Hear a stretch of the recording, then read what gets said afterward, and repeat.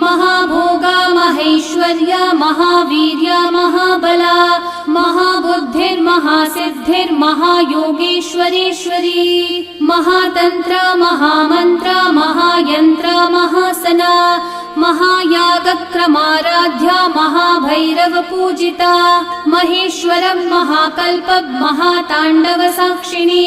महाकामेश Mahishi Mahatripurasundari चतुष्षष्ट्युपचाराढ्या चतुष्षष्टिकलामयी